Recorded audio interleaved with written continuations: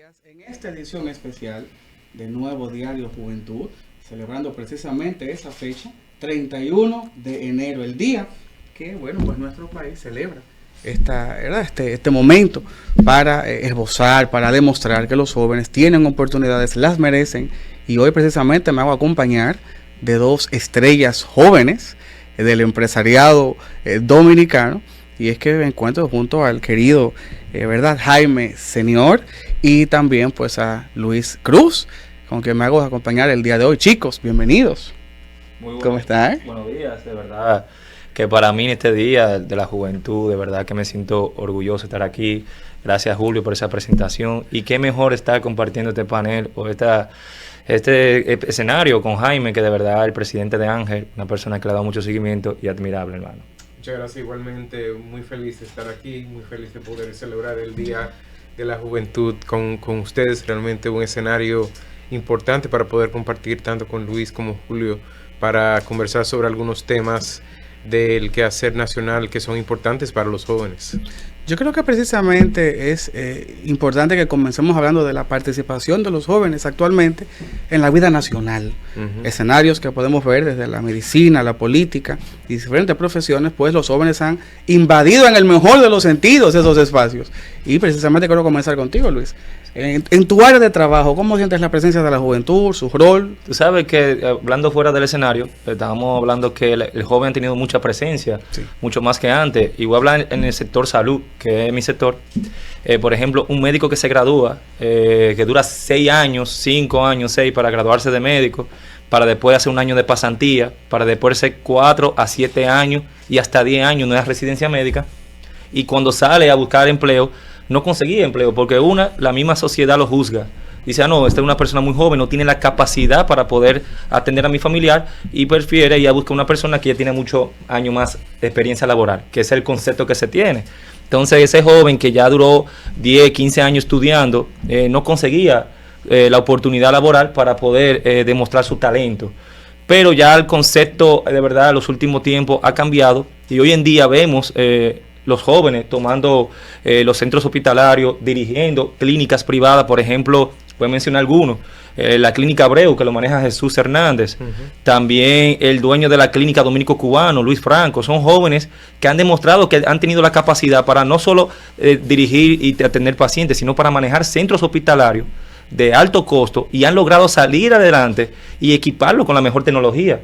Y eso lo ha dicho el presidente de la República, que ha apostado totalmente los jóvenes apoyando, y bueno, lo podemos ver en su gabinete, que la mayoría de los que rodean al presidente son jóvenes. Es decir, que creo que ese concepto de que tiene que tener años de experiencia laboral para poder conseguir un empleo digno ya está cambiando, y de verdad que esa lucha debemos seguir constante.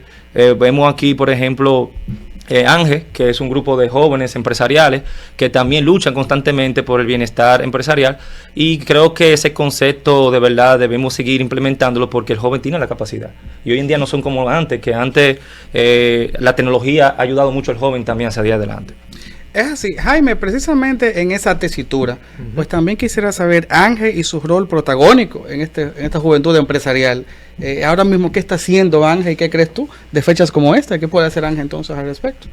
Bueno, muchos temas interesantes ahí de conversar, empezando por el comentario de Luis.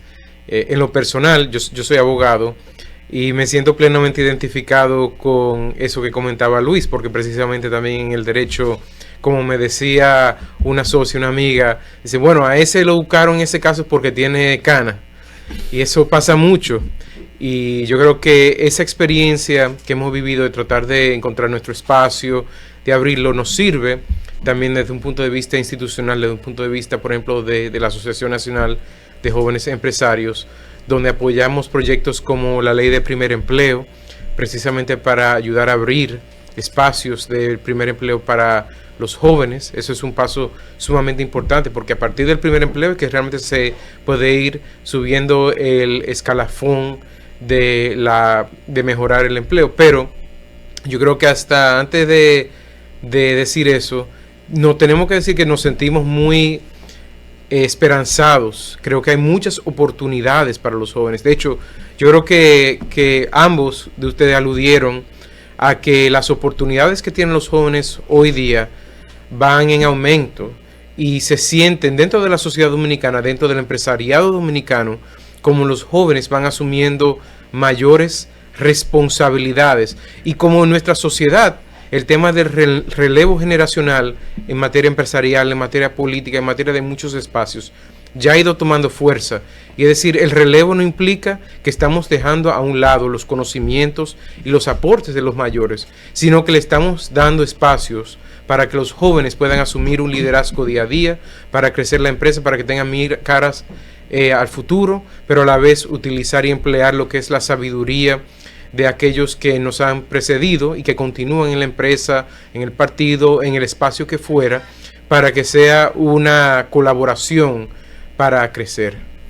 Qué bueno, Jaime, que tocas el tema del relevo y de que a veces incluso existe una especie de lucha generacional que no se busca, pero acontece en casi todos los espacios profesionales. Los jóvenes tenemos ese estigma de que, bueno, o es muy joven todavía y aunque tiene quizás el seniority del background de los títulos, pues la experiencia es requerida. Y mucha gente incluso no confía a veces en los jóvenes por esto. Pero entonces eso me lleva a la siguiente pregunta y sigo contigo, Luis, en este momento. ¿Qué obstáculos entiendes tú mayores, prioritarios, que están enfrentando los jóvenes a la hora de entrar al mercado laboral?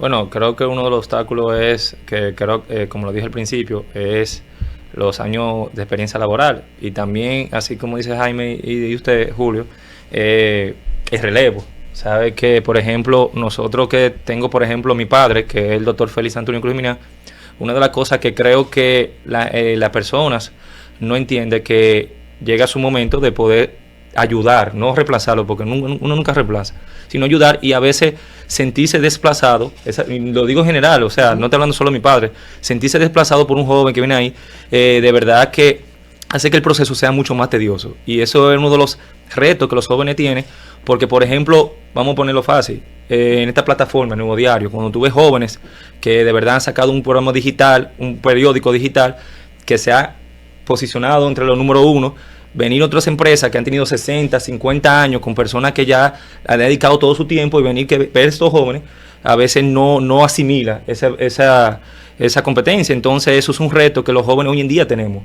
A veces las mismas personas que están ya muchos años dedicándole a ese trabajo y también los años laborales, que eso es una de las cosas que el ministro de Juventud quiere cambiar, que es que no se le pida tanta experiencia laboral. Porque, por ejemplo, cuando tú vas a una empresa, a un banco, dice ¿qué experiencia laboral tiene? Pero ¿qué experiencia tú me estás exigiendo a mí cuando yo acabo de graduarme? Pero ya escuché que Jaime dijo que de la ley del primer trabajo, porque ya cuando tú consigues el primer trabajo, ya tú vas a poder demostrar y escalonando esa parte. Interesante. Y sigo entonces con usted, Jaime. Los jóvenes, y quizás varió la pregunta un poquito, los jóvenes se enfrentan evidentemente obstáculos. Uno de ellos es el relevo, el tema de la experiencia laboral y un sinnúmero de otros retos que sé que tienen y obstáculos. Sí. A veces incluso el mismo currículum que les exigen para poder trabajar. Ángel, ¿qué tiene aparte de la ley que están trabajando? ¿Qué otro proyecto tienen? ¿Algún tipo de incentivo, algún tipo de conocimiento que van a llevar a través de charlas o de algo a los jóvenes? ¿En qué está Ángel con ese tema? Claro. Dicho, uno de los elementos que hemos identificado es precisamente el tema del desfase entre las carreras universitarias que se estudian y lo que son las demandas en el mercado laboral. Nosotros el año pasado, en noviembre, publicamos un estudio sobre este tema que nos tomó casi un año y una cuantiosa inversión y ha tenido un gran impacto. De hecho, la semana pasada precisamente estábamos en un foro del MESIT comentando el estudio, que también lo hemos ido comentando a nivel nacional en muchos encuentros, pero de manera muy resumida, las carreras denominadas tradicionales, como la mía, por ejemplo, Derecho, Medicina, Psicología, se encuentran sobrepobladas en la academia con una falta de demanda en el mercado laboral, mientras que otras carreras, las denominadas STEM, ciencia, tecnología, matemáticas, idiomas, tienen una tremenda demanda en nuestro país. Entonces hemos, por ejemplo, hablado también con el Ministerio de Industria y Comercio para un programa piloto, lanzarlo para ir a las escuelas, para hablar y orientar a los bachilleres hacia dónde se deben dirigir a la universidad. porque es muy fácil decir, bueno, yo soy abogado, no tengo nada en contra de la carrera de Derecho, pero evidentemente no necesitamos tantos estudiantes de Derecho como se están creando. Entonces, nosotros desde Ángel lo que queremos es tratar de, digamos que, alinear la demanda en el mercado, o mejor dicho, la producción de la academia con lo que es la demanda en el mercado. Y eso no solo ayuda a los jóvenes, tenemos que estar claros en eso, sino que ayuda a nuestra economía en sentido general. Porque en la medida en que estamos, por ejemplo, produciendo más estudiantes de idioma, ¿a dónde van los estudiantes de idioma? O al sector servicios, predominantemente turismo y call centers de exportación, que son una tremenda fuente de crecimiento de zona franca en nuestro país. Eso es lo que nos ayuda a nosotros como país continuar potenciando. Entonces, ahí tenemos oportunidades que a largo plazo, y quizá tan menos de largo plazo, mediano plazo, si nos enfocamos a ello, creo que podemos crear un impacto real en la vida de muchos jóvenes y también en el crecimiento del país. ¿Sabe qué? Disculpa. Sí, adelante, por favor. Siguiendo por ese mismo tema que está hablando Jaime, por ejemplo, las demandas laborales, que por ejemplo, que medicina, ¿verdad? Que está muy poblada, igual el derecho, y entre otras. Pero voy a enfocarme un poquito en la medicina. El problema no es que estudie medicina. El problema es que quieren coger las mismas especialidades todo el mundo. Por ejemplo, cuando tú tienes 90 médicos cada año entrando a la residencia de ginecología, es decir, que cada año salen graduados 90 médicos ginecólogos que de verdad no saben dónde tú lo vas a poner. Hoy en día hay ginecólogos que no encuentran trabajo, médicos familiares, cardiólogos. Es decir, que las especialidades que de verdad tú necesitas, que están demandando la comunidad, tú no la tienes. Por ejemplo, reumatología, neurología. Por ejemplo, aquí nada más hay 2 neurocirujanas pediátricas en el país entero para 10 millones de habitantes. Tú decís, para 2 personas, o sea, 2 médicos para 10 millones es poco. Entonces, ¿qué te provoca eso? Un costo elevado a esa especialidad, porque ellas se van a dar el gusto de decir, yo puedo cobrar lo que yo quiera porque yo soy exclusiva. Y entonces esas personas no van a poder costear eso. Y eso yo por lo que creo es que, así como dice Jaime, hay que motivar también a esos médicos, o buscar la forma de incentivar de que estudien otras especialidades. Por ejemplo, en el 2000, antes de este gobierno, en el gobierno del PLD, se incentivó que se estudiara medicina familiar para crear las famosas atenciones primarias. Hasta prometieron que iban a dar un incentivo extra del pago para que cogiera esa especialidad. Y sin embargo, nadie le hizo caso. Y hoy en día se necesita demasiados médicos familiares para que la atención en primaria o la famosa UNAP puedan funcionar. Que eso solucionaría el tema que está pasando con el Colegio Médico Dominicano, el Consejo Nacional de Seguridad Social y la CISARRIL. Pero como no hay médicos familiares, no hay la demanda para tú abastecer todo lo que está exigiendo la comunidad dominicana. Es increíble. Y es concientizar. Sí, totalmente. Y a ver, yo te hago entonces la pregunta. Hay un tema con las plazas. ¿Cómo funcionan las plazas de los médicos de diferentes especialidades? Porque me tengo entendido, por ejemplo, que neurocirugía tiene una a nivel nacional. Todavía sigue siendo cirugía plástica una, neumología una, pero es lo que te digo. Pero es que entonces ¿a qué se debe eso? Entonces tú provocas que esos estudiantes vayan para Brasil, para México, a hacer especialidades, porque allá le dan muchas más facilidades que aquí, cuando tú puedes tenerlo aquí, porque aquí está la capacidad intelectual, profesional para atender o dar clases a esos residentes médicos. Mira, es lo que yo te digo, es como dice Jaime, es algo que se ha quedado obsoleto, se ha quedado los tiempos de antes, no se ha reestructurado completamente, es algo que tampoco ha tenido interés. Y de verdad que da pena, porque cuando tú gradúas un solo neumólogo, pero estás graduando 115 médicos internistas, estás graduando 90 cirujanos, estás graduando 100 ginecólogos, pero sin embargo reumatología, que es difícil, neumología, que en tiempo de pandemia todo el mundo vio la necesidad tan importante de un neumólogo, no están dándole la importancia. O sea, hay que sentarse a reestructurar por completo, y no solo reestructurar, motivar y concientizar a las personas que pueden estudiar especialidades. Por ejemplo, patología forense. Es un tema que es prácticamente un sindicato eso, porque son tan pocos que ya es un sindicato que el jefe es el que controla todo eso, porque son muy pocos.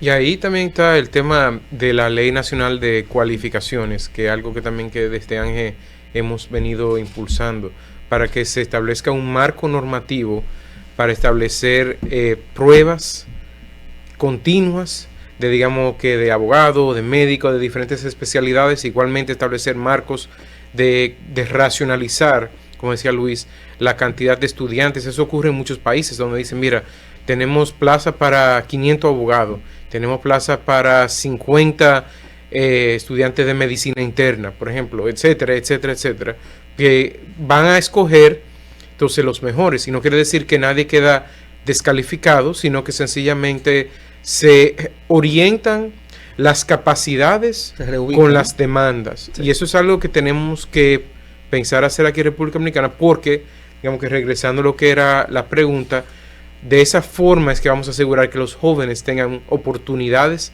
de crecimiento y no tengamos necesariamente un tema en el tiempo de las demandas laborales versus lo que son la oferta y la creación de profesionales muy valiosos. Por eso, de hecho, en el estudio que hicimos también se demostraba que tenemos personas que están sobrecalificadas, muchas personas que están sobrecalificadas, que tienen 2 maestrías y que tienen un trabajo de nivel universitario, de un graduado universitario. ¿Y por qué se debe a eso? Precisamente por el desfase entre los profesionales y las demandas del mercado. Entonces, esos son temas que son muy importantes para los jóvenes, porque eso es lo que va a la creación de empleo, a las oportunidades y a lo que quieren todos los jóvenes, que es progresar. Exacto. De verdad, Jaime, y continúo entonces en esa misma tesitura.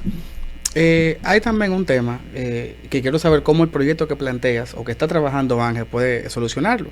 Y es precisamente en esos países que mencionabas, donde hay ciertas plazas delimitadas por profesión y por especialidad, hay un criterio para saber cuál se necesita más en qué momento, y sobre todo el nivel de estudiantes que son necesarios. ¿Qué tiene Ángel pensado para eso? ¿Cómo aquí eso funcionaría? Por ejemplo, en la Pucamaima o en la UAS o en cualquier universidad, el país necesita 200 abogados. ¿Cómo elegimos a qué abogados? Más o menos, ¿cómo funcionaría o cómo funciona en otros países ese modelo? Bueno, hay muchos modelos en diferentes países, mayor o menor restrictivos. Lo que nosotros hemos apoyado es la Ley Nacional de Cualificaciones, porque actualmente no hay una uniformidad en el marco de los profesionales. Yo, por ejemplo, yo estudié, además de Derecho en República Dominicana, yo estudié Derecho en Estados Unidos. Cuando yo me gradué, para yo poder ejercer, luego de haber estudiado 3 años en Estados Unidos, yo tuve que tomar un examen, el Bar Exam. Y si no lo pasaba, no podía ejercer. Y así fue para algunas personas. No probaron el bar, no pueden ejercer. Aquí no tenemos ningún tipo de filtro, ningún tipo de examen para asegurar que los profesionales reúnen un mínimo de calidad. Y eso es necesario en todos los aspectos. Yo tengo una cuñada que es médico que vive en Florida, y ella ahora mismo de hecho está haciendo su examen bianual de capacidad y recertificación. Aquí nosotros no hacemos eso para tomar lo que decía Luis de los médicos, pero no estamos hablando únicamente de médicos, estamos hablando de todo tipo de profesionales aquí, que eso que tiene que ver con los jóvenes. Lo que queremos es que para los jóvenes que son ya muy educados, muy ambiciosos, que se creen las condiciones en este país para que el mercado laboral tenga una forma de insertarlos y mantenerlos de manera racional, crear las condiciones para que los salarios que se paguen correspondan con esos puestos, porque actualmente no tenemos esa relación necesariamente, y lo que tenemos es procurar que los salarios que se paguen correspondan a la eficiencia y los aportes y la productividad de cada uno de esos empleos, y eso se hace a través precisamente de tener unas herramientas como el Marco Nacional de Cualificaciones, una mayor racionalización de carreras, etcétera. Entonces eso todo va a abundar para que los jóvenes tengan mayores oportunidades. Bueno, sin navegar muy en lo profundo, sin irnos muy a lo profundo, pero entrando al sector ya público, desde ambas perspectivas de ustedes, ¿qué piensan? Y continúo entonces contigo, Luis, sobre qué obstáculos de manera pública para entrar al sector público un joven enfrenta, de acuerdo, por ejemplo, al marco legal, a los requisitos que tienen en materia, por ejemplo, de la medicina. Bueno, creo que en el sector público, más que el requisito laboral que ellos necesitan, porque muchos jóvenes capacitados para, bueno, que están ya en instituciones, pero anteriormente la política se ponía en las posiciones o por coyunturas o porque tú financiaste alguna campaña política, y un joven no tiene la capacidad para financiar o aportar aporte económico a un presidente o un candidato que vaya a ganar, y no puede. ¿Quiénes son los que lo hacen? La gente que ya tiene una trayectoria, que ya tiene un renombre, ya tienen su dinero y puede aportar. Entonces eso provoca que en los tiempos de antes tú veías un ministro, pero era por un compromiso tal vez económico o porque trabajó con esa persona hace mucho tiempo, pero y por eso tal vez el joven no tenga tanta oportunidad, porque curricularmente hay muchos jóvenes que tienen la capacidad para manejar cualquier institución de este país. Es más, si la ley lo permitiera, hasta para ser presidente hay jóvenes que están capacitados. El problema es que también el concepto de ser presidente tiene la ideología que tiene que ser una persona ya con muchos años de edad y todo eso, pero ya hay jóvenes que son políticos, que también están en el sector público, que saben manejar toda la parte. Y en otros países, ¿verdad? Hemos visto jóvenes ya hemos visto que las cosas han cambiado. Cuando tú ves un presidente de Chile, que aunque mucha gente no comparte la ideología, es joven. También el de Salvador, que es un presidente que muchas personas lo admira por la forma como ha tomado El Salvador. Y son prácticamente jóvenes, que anteriormente no se veía ese concepto que hay hoy. Y creo que ese era uno de los retos que tienen los jóvenes. Pero ya ese concepto que hay, creo que porque es mi percepción viéndolo de afuera, porque no estoy dentro del sector público, creo que se está cambiando. Una, porque se ha demostrado que el gobierno necesita data, tecnología. ¿Y quiénes son los que saben manejar todo eso? Los jóvenes. Por esto, los centros capacitados de tecnología que tiene el gobierno, los TICs y todo eso, son jóvenes que lo manejan. Jóvenes capacitados que de verdad, cuando tú entras, tú ves lo que han creado ellos. Y aparte de eso, también se le ha dado la oportunidad para manejar instituciones y ministerios. Por ejemplo, tenemos Juan Garrido, tenemos un ministro de Juventud que se llama Rafael Félix, que hoy justamente es el premio Juventud en la noche, que considero que hubo muy poca participación. Esa es una de mis cosas que debe motivar más, porque en la República Dominicana hay mucho talento para ganar esos premios y nada más participaron 400 jóvenes en esos premios. Pero vamos a ver cómo va en el transcurso de los años. Pero aparte de eso, volviendo al tema, vamos a ver cómo va fluyendo. Lo que no podemos todavía, seguir la lucha constante y seguir que esos jóvenes no se desanimen, que puedan seguir luchando para poder lograr los objetivos en el sector público. Pero ese era mi único reto que yo considero que es la parte monetaria. Porque todo por favores políticos, al fin y al cabo. Sí, y sobre todo en el sector público, ¿verdad? Es un tema bastante complejo. Por ejemplo, si tú me pones un ministerio, es el concepto, digo. Si tú me pones un ministerio, el concepto que hay es que ese ministro va a llevar su gente.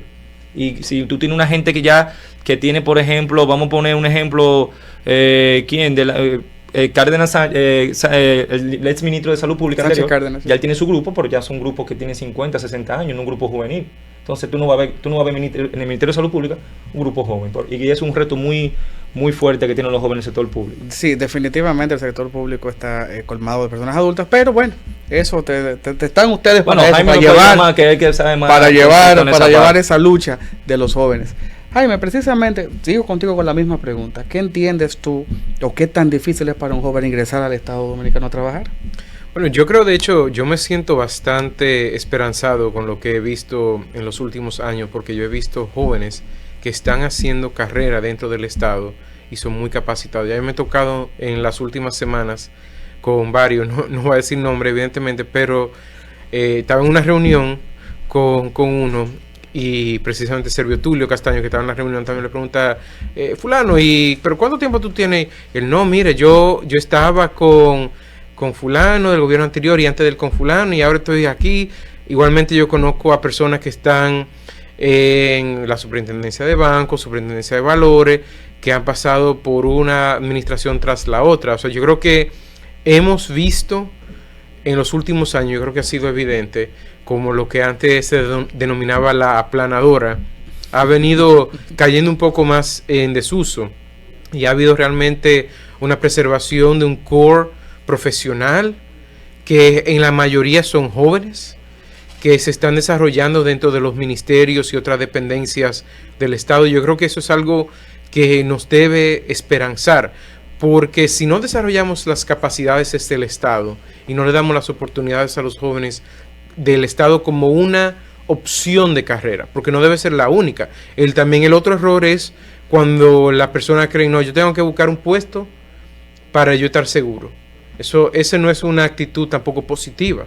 Lo que tenemos que incentivar es que la persona diga, mira, aquí hay una serie de opciones diferentes, tanto al sector privado, el sector público, yo tengo opciones, y sentirse que dentro del sector público pueden hacer carrera. Eso es importante. No es, bueno, yo estoy con este partido, este presidente o este ministro, y si él o ella se va, o cuando se vaya eventualmente, yo me voy también. Si esa persona decide irse, bueno, que sea una decisión personal porque tuvo otra opción que se le presentó, pero que no sea necesariamente algo que sea automático, sencillamente porque hubo un cambio de partido. Debemos tratar de alejarnos de eso. Y yo creo que en la medida en que estamos viendo eso también demuestra la madurez política y social de la República Dominicana y cómo nosotros vamos como sociedad.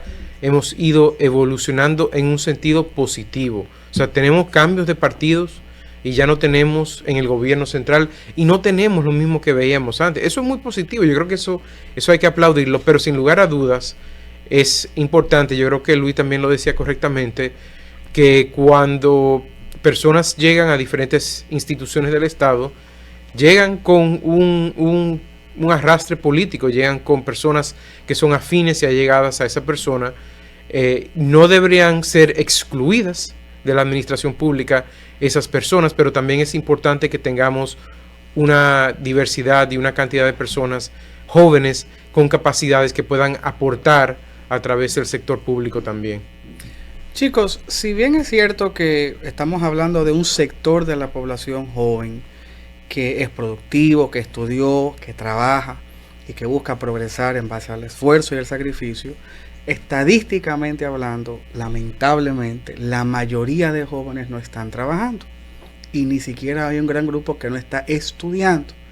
Y lo vemos en las redes, no hay que irse muy lejos para saber la otra realidad de la juventud dominicana, que uno la tiene que ver a veces de maneras con muecas, alegóricas y una serie de bailes exóticos que nos han deslumbrado estos jóvenes de los varios sectores populares. Para algunos, producto de un descuido del Estado dominicano, no de un gobierno en específico, algo prolongado en el tiempo, un descuido generalizado que ha terminado siendo pues este caldo de cultivo para los guau, lo que sé yo qué, todos los nombres que tienen esos muchachos que uno ve de manera diaria en las redes. Los ninis. Los ninis. Los ninis ni trabajan ni estudian, los ninis. Pero entonces yo les hago una pregunta a dos jóvenes que trabajan, que estudiaron, que gracias a Dios pues son un ejemplo positivo para la sociedad dominicana. Pero desde su perspectiva, ¿qué hace o qué está haciendo el Estado dominicano y qué puede hacer para que este gran número de muchachos que parecen estar acéfalos en las calles puedan retornar al camino de la educación? Empiezo con usted. Mira, es un tema creo que muy complejo porque siempre se dice que siempre se busca un culpable y el culpable sería el Estado, porque es muy bueno echar la culpa a alguien, pero no creo que el Estado sea completamente el culpable de lo que está pasando. En primer lugar, los valores y la enseñanza debe venir de la familia y de la casa. Pero, ¿qué pasa cuando tiene una juventud siguiendo a personas que no lo está guiando por buenos caminos, que lo que le enseñan o que le quieren ver demostrar el dinero fácil que esas personas se pueden ganar? ¿Qué motivación tú le estás creando a esos jóvenes para que estudien? Cuando tú ves una persona en un helicóptero tirando dinero, 6 millones de pesos, o sea, de verdad que eso es muy desconsiderado de esa parte. Y ellos mismos son los que enseñan a los jóvenes. Cuando tú lo ves en los sectores, son ellos mismos que le enseñan, yendo con esos carros de lujosos, con esas prendas, esas ropas, que la cosa se la pueden ganar fácil. Que no llegó fácil, porque ellos pasaron su lucha para llegar a ese concepto que ellos tienen, pero ellos le venden ese lujo a los jóvenes. Y cuando tú le vendes esos lujos a un joven que no tiene nada, que no tiene que ver a su familia, que no tiene ni para cenar tal vez en la noche, que quiere salir adelante, pierde el ritmo de poder seguir estudiando, y no creo que entonces el Estado pueda hacer algo. El Estado está haciendo lo que puede. El Estado está invirtiendo su % en la educación, está creando infraestructura, está mejorando la calidad profesional, pero si tú no tienes una motivación del estudiante, del joven, no lo vas a lograr, porque el Estado no es milagroso y el Estado tampoco es psicólogo y el Estado no es quien para mejorar el estilo de vida de una persona. Ellos te guían, te ayudan, te dan las herramientas, pero si tú no te dejas ayudar, tú no lo vas a lograr. Muy de acuerdo con esas palabras. Mi querido Jaime, por favor. El Estado tiene un rol importante y yo creo que Luis ya aludió a uno de los elementos más importantes dentro de esa conversación, que es la educación. Y ya debemos de dejar de hablar del 4% por la educación y hablar de la educación de calidad, porque todo empieza por la educación. En la República Dominicana teníamos una deficiencia muy marcada en lo que eran nuestros planteles escolares, en la infraestructura escolar. Hubo un enfoque luego de que se acordó y se realizaron las inversiones del 4% por la educación en mejorar el plantel escolar y esa infraestructura, y eso estuvo muy bien en ese momento. Pero ahora tenemos que cambiar el enfoque para hablar de qué es lo que necesitamos. Necesitamos a largo plazo crear y formar maestros maestros que puedan impartir docencia de una forma que realmente sea efectiva y que pueda permitir que los estudiantes aprendan. Eso es lo que se llama educación de calidad. Y hay elementos, por ejemplo, que quedan a veces muy criticados y las personas tienen sospecha de decir, bueno, el desayuno escolar, eso se está utilizando para tal o cual, para favorecer. No, el desayuno escolar y todo lo que es el bienestar estudiantil es esencial en lo que es nuestro país para que las personas de escasos recursos tengan los incentivos y envíen sus hijos al colegio. Es muy fácil para nosotros, que somos personas afortunadas en nuestra sociedad, de decir, mira, eso está bien, eso no está bien, pero la verdad es que si no creamos mejores condiciones escolares, ahí es que empieza todo. Y luego de crear las condiciones escolares, todo lo que ya hemos venido hablando de la educación universitaria, la educación técnica es muy importante. No todo el mundo tiene que ser un médico, un abogado, pueden ser técnicos. Hay mucha demanda aquí de plomeros, electricistas. El otro día, el viernes pasado tuve un problema en mi casa con una secadora y bueno, y le pagué 5,000 pesos al técnico. Y eso, mira, o sea, eso fue por un trabajo de 1 hora y un trabajo muy valioso, un trabajo que yo entendía, mira, eso vale 5,000 pesos. Y me resolvió un problema muy importante para mí. Pero 5,000 pesos es una buena suma de dinero. Entonces tú dices, mira, hay oportunidades que no son profesionales graduados de universidad, pues son personas de formación técnico-profesional.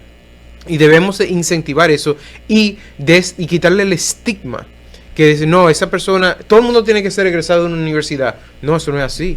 Hay muchas personas que no tienen que ser egresados de una universidad para ser muy valiosos para nuestra sociedad y para tener carreras muy exitosas y muy bien remuneradas. Entonces, todo eso son elementos que nos van a ayudar, porque en el fondo, ¿qué pasa cuando tenemos esos ninis o guaguas o como usted quiera llamar, lanzando dinero de helicópteros? Al final lo que eso termina haciendo es produciendo crimen, produciendo situaciones no deseables en nuestra sociedad. Claro. Entonces lo que nosotros tenemos es que procurar como sociedad crear las condiciones para que todo el mundo vea que tenga un camino para progresar, para avanzar de una manera legítima y correcta, y eso el Estado tiene un rol muy importante dentro de lo que es toda esa discusión.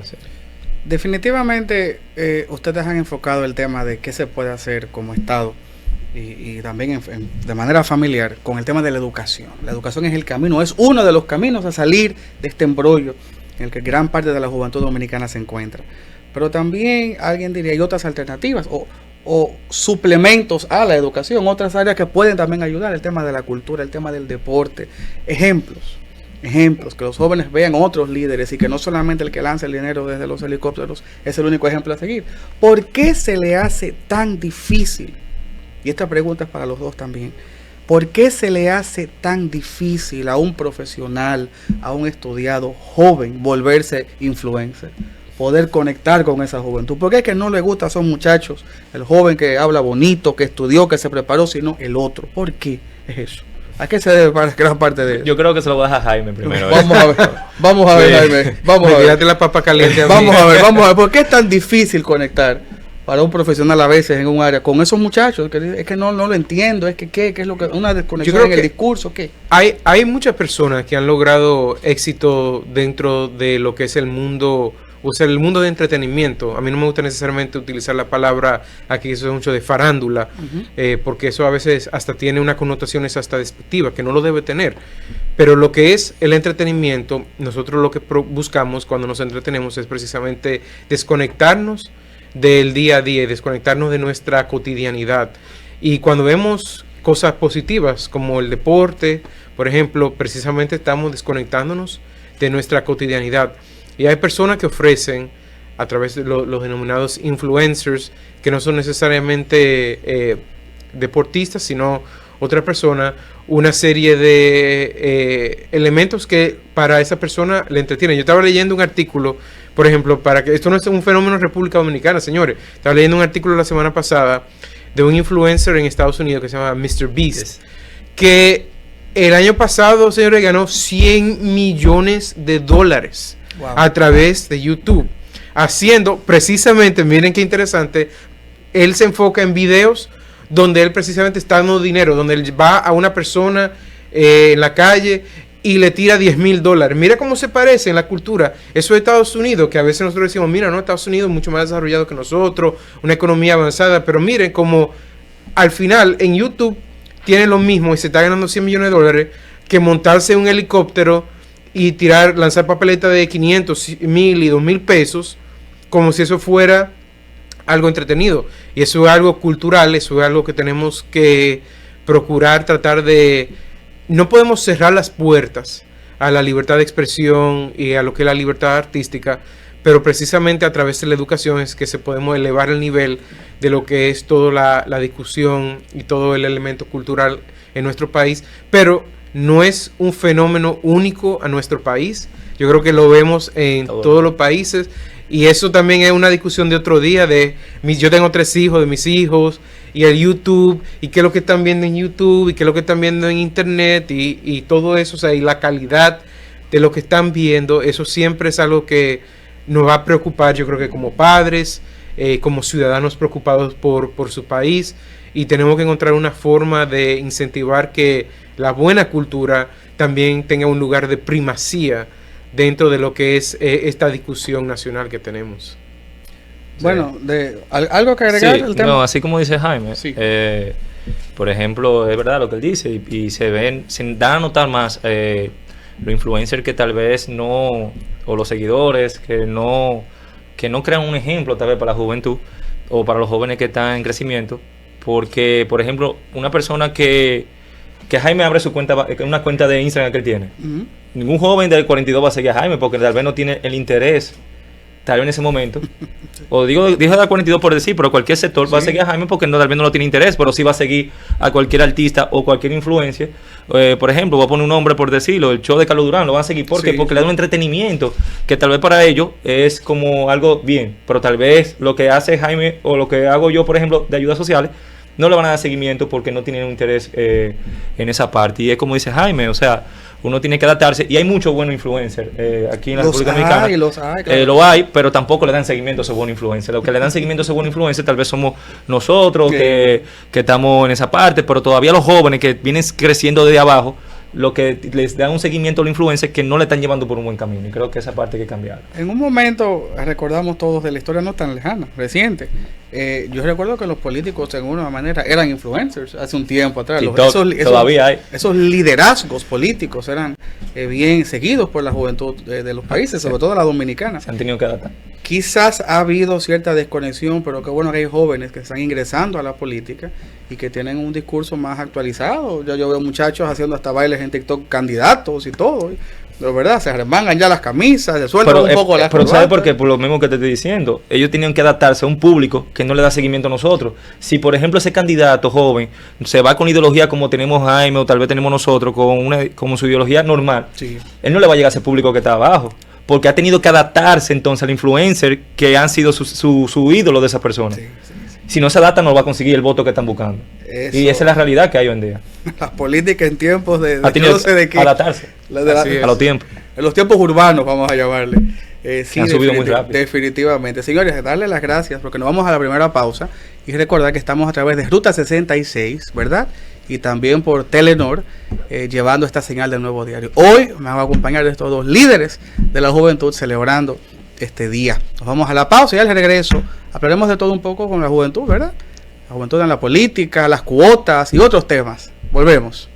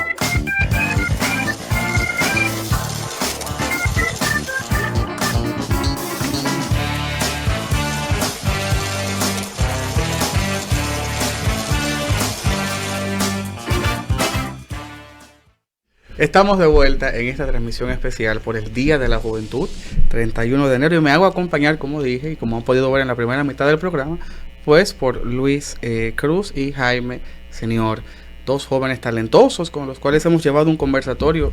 Hemos hablado de todo un poco, creo, chicos, de la juventud dominicana en este espectro, y creo que entonces debemos de una vez darle paso a una inquietud que fuera de cámara hablábamos y que yo sé que mucha gente en su casa, sobre todo el que está llegado al mundo político, se sigue preguntando. Las cuotas, lo voy a hacer de manera bien llana, las cuotas, ¿para cuándo entonces? ¿En qué estamos con eso? ¿Qué piensan ustedes sobre las cuotas? En este caso, evidentemente, de la juventud, del mundo político. Luis.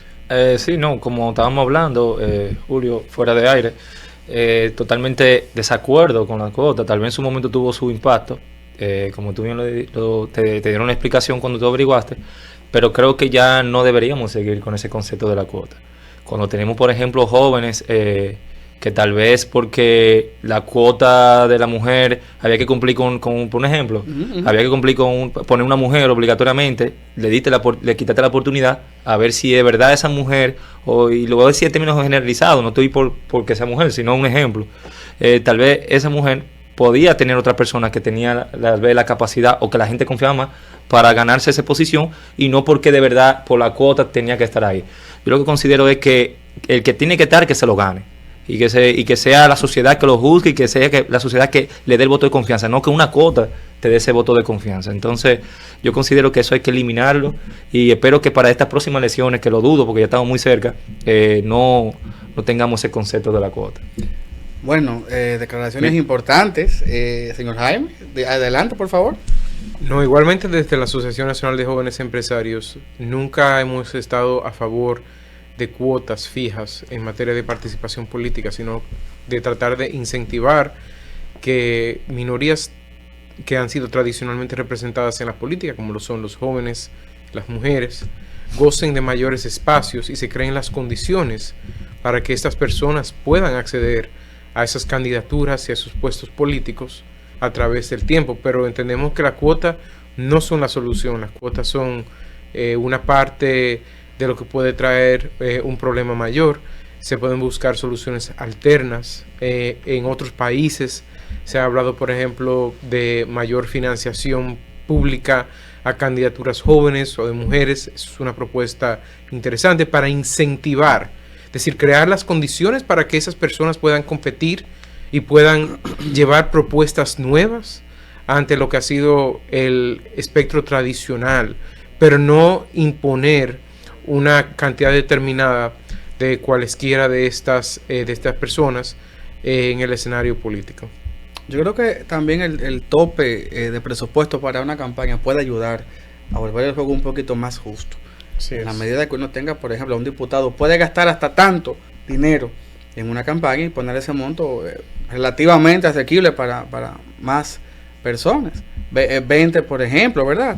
Entonces, eso pudiese ayudar, pero sí, chicos, yo también coincido con ustedes en ese sentido, de que a veces las cuotas, aunque fueron concebidas de manera transitoria, se han perpetrado en el tiempo, pero veremos que quizás en el futuro la misma juventud... Y mira, que nada más habló de eso cuando pasó el proceso electoral, pero no se ha vuelto a hablar de eso. Se habló al principio que querían quitar, o querían cambiar, o quería reestructurar esa parte de la cuota, pero no se ha vuelto a hablar más del tema, y me imagino que lo van a volver a hablar otra vez cuando vengan las elecciones, pero todo se va a quedar en palabras.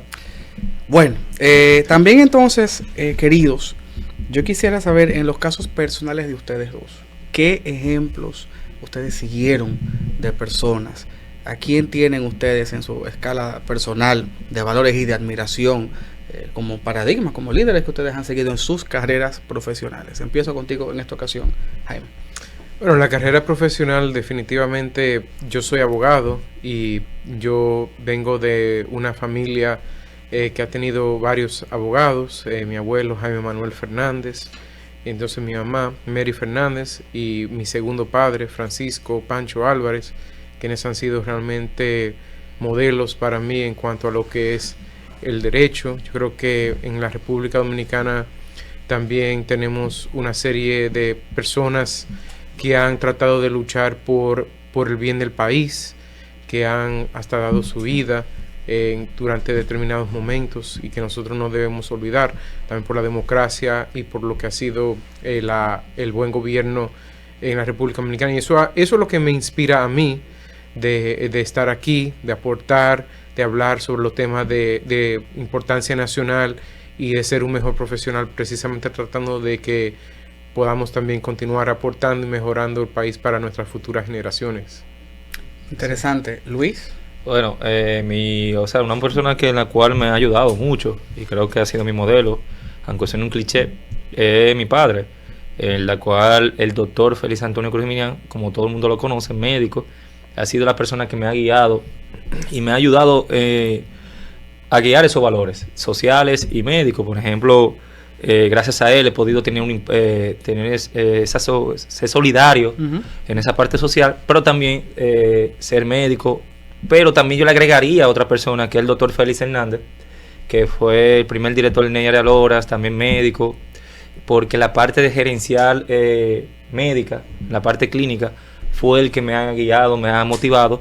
Es decir, que tengo como 2 mentores. Esos mentores me han ayudado a lograr los objetivos que hemos tratado de luchar cada día constantemente y seguir creciendo sin tener que llenar un zapato, porque yo no soy que tiene que llenar un zapato de tu padre, tiene que seguir los pasos. No, yo hago lo que me ha enseñado, pero a mi propio ritmo, porque al fin y al cabo cada quien es indiferente, pero uno lo hace con los valores que nuestro padre nos ha enseñado. Así es. Claro.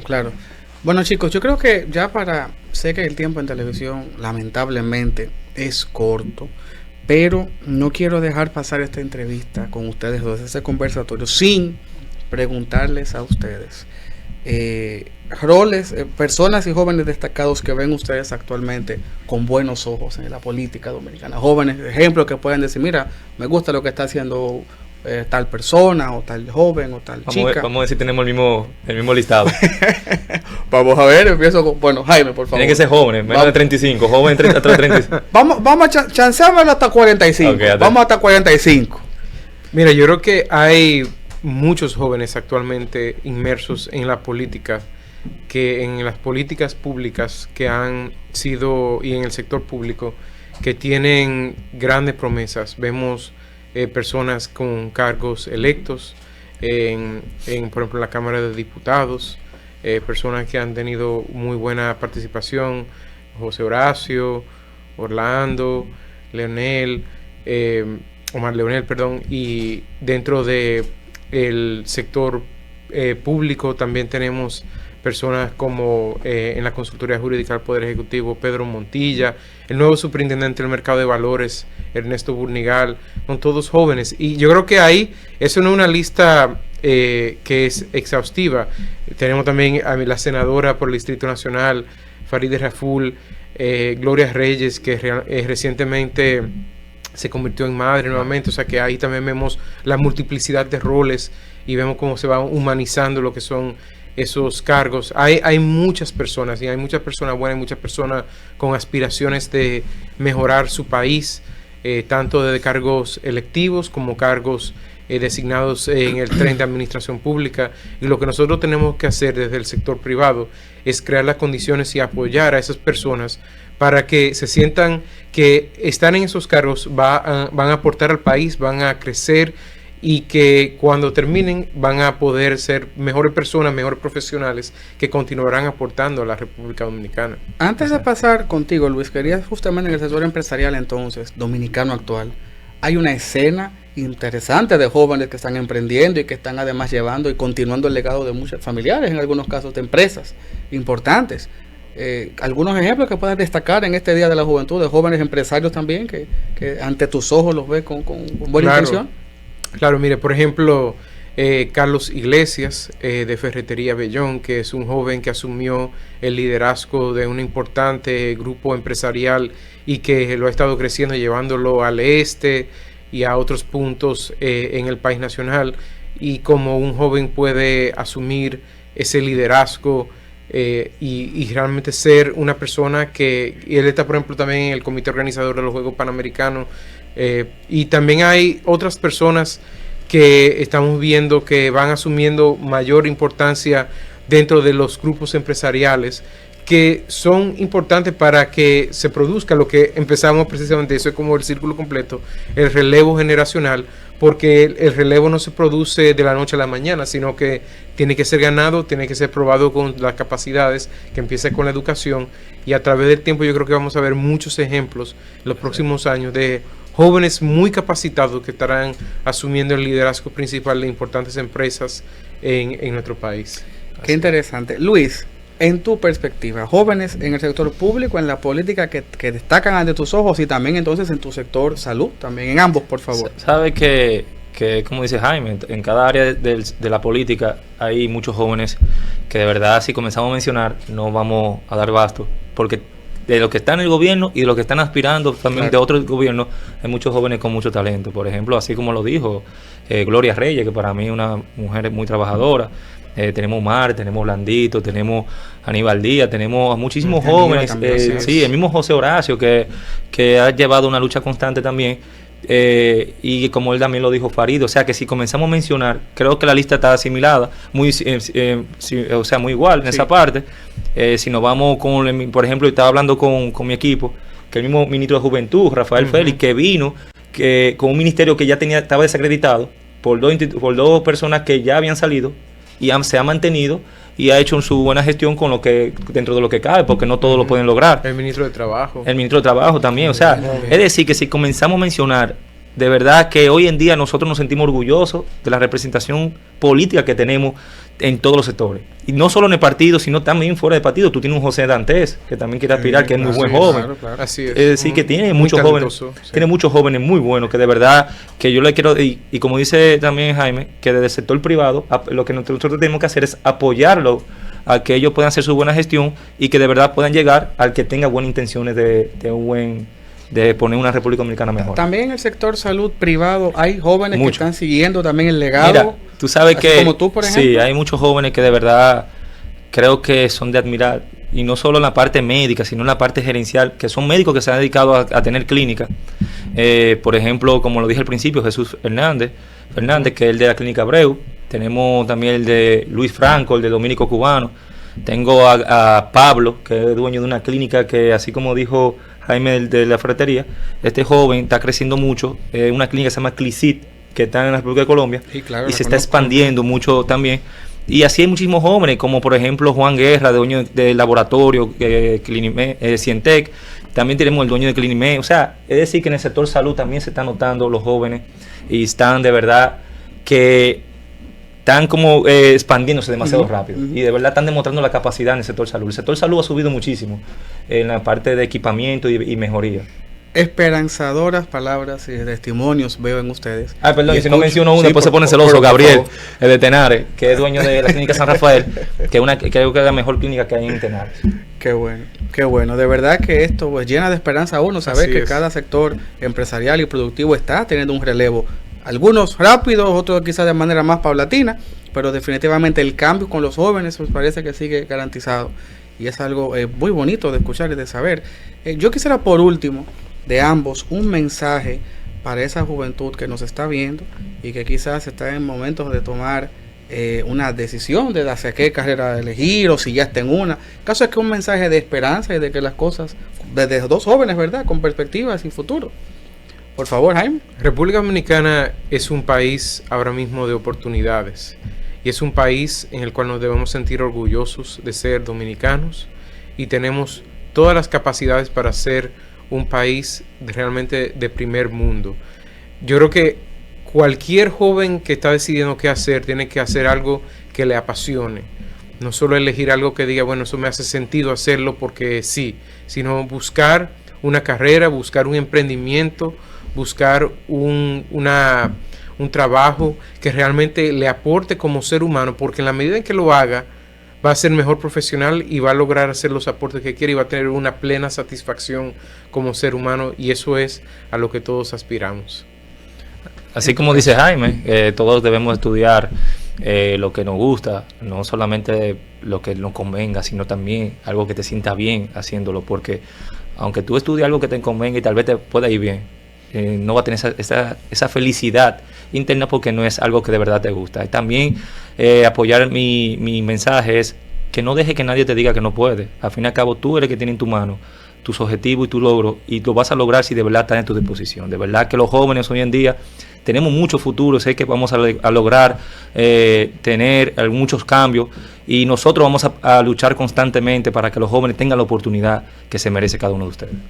Señores, luego de escuchar estos testimonios y este mensaje por parte de nuestros invitados, pues recordarles que esto estuvo a través, ¿verdad?, de Prat Nuevo Diario y Ruta 66 también para el cable. Gracias a nuestro querido Jaime Rincón, a nuestro querido Percio Maldonado Zuli, por llevarles a ustedes este especial, y a Edward Ramírez también, nuestro productor central. Gracias, chicos, por haber participado en este conversatorio. Gracias, dice Samuel. Esto fue de alguna manera el Nuevo Diario en Juventud, ¿verdad? Así es. Así que hasta la próxima. Nos vemos.